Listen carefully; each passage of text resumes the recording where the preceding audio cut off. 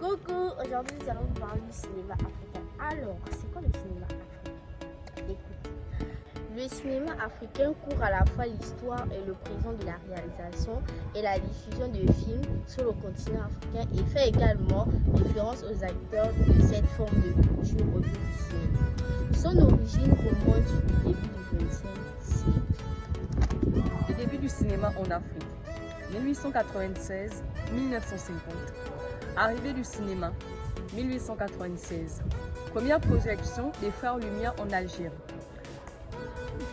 Le cinéma est introduit par les colonisateurs pour diffuser leur propagande.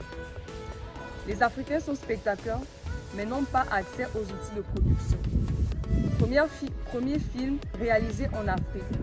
Premier film tourné sur le continent, mais par des Européens donnant une vision basée de l'Afrique.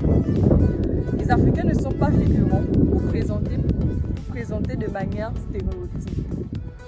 Ici, nous avons les pionniers du cinéma africain, l'année 1950 à 1970. Alors, en 1955, le premier film africain a été réalisé par un Africain. Il était de la nationalité sénégalaise. Par son nom était Soumaïla Yahira. Le film a été tourné en France, en Afrique, tout simplement par faute de moyens. Ensuite, nous avons le père du cinéma africain, qui est Ousmane Sembène. Dès l'année en 1966, il a fait sortir le premier long métrage d'Afrique subsaharienne qui se nomme La Noire 2, 3 points de suspension. C'est le nom complet du film avec 3 points de suspension à la fin. Alors, ça traite du racisme et de l'aliénation culturelle. Son œuvre inspire une nouvelle génération du cinéaste engagé.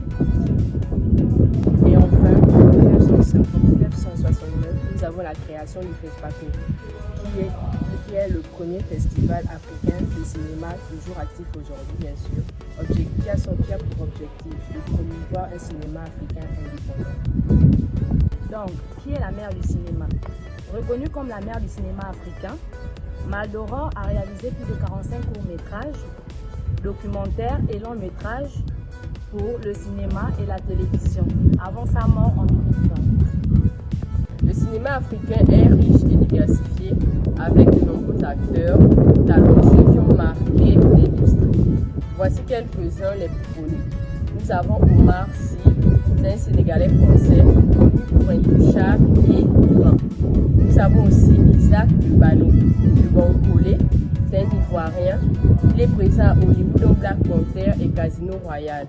Nous avons aussi Jimon Woodson, c'est un Béninois, c'est un acteur international, donc Gladiator, Blood Diamond. Nous avons aussi Sotigui Kouyaté, qui est burkinabé. C'est une figure du cinéma africain. Il a fait London River. Nous avons aussi Eric Ebouanet, c'est un Camerounais qui a un rôle marquant dans Lumumba. L'industrie cinématographique nigérienne est la plus importante d'Afrique en termes d'œuvres, de nombre de films produits chaque année.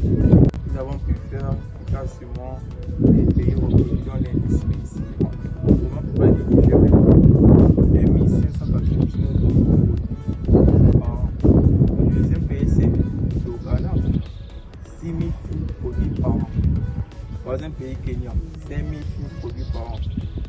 Quatrième, Tanzanie, 5 000 films. Comme le troisième produit par an. Le cinquième, c'est l'Ouganda, 200 000 films produits par an. Sixième pays, Tunisie, 185 films produits par an. Bon, il y en a tellement qu'on ne peut pas vous citer. Enfin, le cinéma africain existe dans différents sujets. Il est en train de se faire sa place parmi les cinémas du monde, malgré toutes les contraintes auxquelles il fait face.